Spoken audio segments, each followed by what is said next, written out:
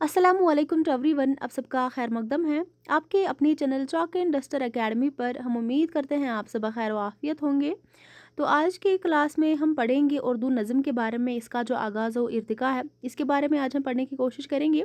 तो इससे पहले जो है हमने पिछली क्लास में जो हमारा प्रीवियस क्लास था उसमें हमने नज़म के बारे में, उसकी तारीफ़ के बारे में, उसकी हैयत के बारे में, उसके जो है नज़म की जो किस्में हैं उसके बारे में पढ़ा था। और आज जो है हम इसके आगाज़ व इर्तिका के बारे में पढ़ेंगे। तो चलिए देखते हैं। उर्दू नज़म का आगाज़ व इर्तिका। जिस तरह दुनिया की हर ज़ुबान की इब्तिदा जो है नज़म या शायरी से हुई है, हर ज़ुबान या अगर हम देखेंगे हर तरह दुनिया की जो हर ज़ुबान की इब्तिदा जो है किससे हुई है, नज़म या शायरी से हुई है। इसी तरह अगर हम बात करेंगे उर्दू शायरी की इब्तिदा भी जो है शायरी से हुई है। शायरी में गज़ल और नज़म दो ऐसी असनाफ़ सख़न हैं जो उर्दू शायरी में इब्तिदा से ही वजूद में आई है। तो अगर हम बात करेंगे इसके हवाले से, शायरी में गज़ल और नज़म दो ऐसी असनाफ़ सख़न हैं जो उर्दू शायरी में इब्तिदा से ही क्या वजूद में आई है।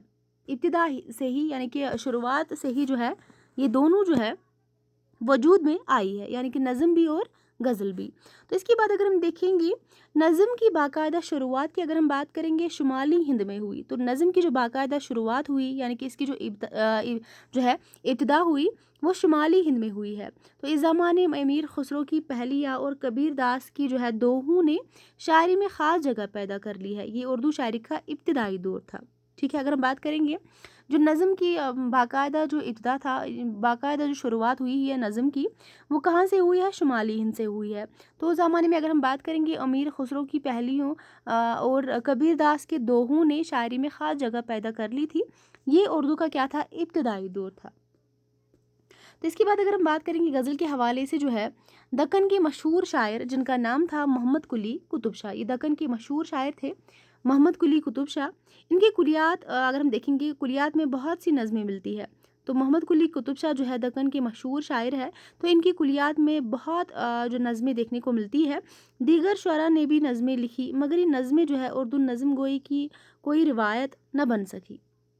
ये एक हकीकत है कि उर्दू नज़म का बाकायदा रिवाज जो है दौरे जदीद में हुआ। कहाँ पर हुआ, उर्दू नज़म का जो बाकायदा रिवाज जो है दौरे जदीद में हुआ। तो इसके बाद अगर हम बात करेंगे दौरे जदीद शुरू होने से पहले नज़ीर अकबर आबादी ने नज़म का एक पूरा कुलियात मुरतब कर दिया था जिसमें ज़िंदगी से ताल्लुक़ रखने वाले मौजू पर नज़में मिलती है। अब सभी को पता है नज़ीर अकबर आबादी जो है इनकी नज़मों के जो मौज़ूआत है, तो हर किसी मसाइल पर, हर किसी मौजू पर जो है इन्होंने नज़में लिखी है। तो इसके बाद अगर हम बात करेंगे नज़मों की कोई मुतय्यन शक्ल या मौजू नहीं है बल्कि शुअरा ने हर शक्ल में अपने ख़यालात का इजहार किया है। अगर हम देखेंगे शुअरा ने क्या किया है, हर शक्ल में अपने ख़यालात का इजहार किया है। आज़ाद और हाली ने उर्दू नज़म में जो है मगरबियत का तारुफ करवाया। किसने, आज़ाद, जो मोहम्मद हुसैन आज़ाद और जो है अल्ताफ़ हुसैन हाली ने उर्दू नज़म की मगरबियत का तारुफ कराया। और यूँ उर्दू नज़म में जिद्दत पसंदी की इब्तिदा हुई जिससे मौज़ूआत में वुसअत पैदा हुई। अब मुल्की हालात, इज्तिमाई ख़यालात, एहसासात पर नज़में जो है लिखी जाने लगी। तो फिर इस्माइल मिर्ठी की बात करेंगे। इसके बाद इस्माइल मिर्ठी आ गए, शिबली नौमानी आ गए, अकबर इलाहाबादी आ गए और चकबस्त का दौर आता है। तो इसके बाद जो है किनका दौर आता है, इस्माइल मिर्ठी का दौर आता है, शिबली नौमानी का दौर आता है, अकबर इलाहाबादी का दौर आता है और इसके साथ साथ चकबस्त का दौर आता है, जिन्होंने क्या किया है, जिन्होंने उर्दू नज़म की इर्तिका में नुमाया किरदार अदा किया है। मगर उर्दू नज़म की हैयत अभी तक तब्दील नहीं हुई थी। यहाँ तक भी अगर हम बात करेंगे इनके दौर तक जो है उर्दू नज़म की हैयत जो है वो अभी भी क्या जो है चेंज नहीं हुई थी, तब्दील नहीं हुई थी। इनमें मोहम्मद हुसैन आज़ाद और इस्माइल मिर्ठी ने आसान ज़ुबान में बच्चों के लिए नज़में लिखी है।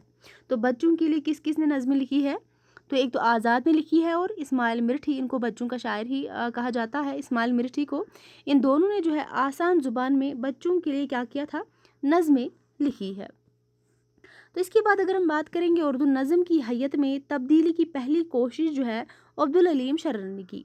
तो उर्दू नज़म की जो हैयत में अगर हम बात करेंगे तब्दीली की पहली कोशिश किसने की थी, अब्दुल अलीम शर्र ने, जो कि बहुत ही अहम जो क्या है मशहूर नावल निगार है। इन्होंने नज़म मौरा को राइज करने की कोशिश की है। इन्होंने क्या किया है, नज़्म मौरा को राइज करने की कोशिश की है। उर्दू शायरी और उर्दू नज़्म में तरक्की पसंद तहरीक ने इनकलाब पैदा कर दिया। तो उर्दू शायरी अगर हम बात करेंगे, उर्दू नज़्म में तरक्की पसंद तहरीक ने क्या किया, इनकलाब पैदा कर दिया था। इसके बाद हैयत और उसलूब के सिलसिले में जिन शुअरा ने तजुर्बा करने की कोशिश की, उनमें अज़मतुल्लाह खान का नाम अहमियत का हामिल है। तो हैयत और उसलूब के सिलसिले में जिन शुअरा ने तजुर्बे किए, उनमें कोशिश अगर हम देखेंगे, कोशिश की है जिसमें जिनका नाम अज़मतुल्लाह खान का आता है, इन्होंने बहुत ज़्यादा जो है इसके लिए मेहनत की थी। तो इसके बाद अगर हम बात करेंगे हल्क़ा अरबाब ज़ौक़ और उर्दू नज़्म, यहाँ का जो अगर हम देखेंगे ये दौर आता है हल्क़ा अरबाब ज़ौक़ और उर्दू नज़्म। इस दौर की अगर हम बात करेंगे,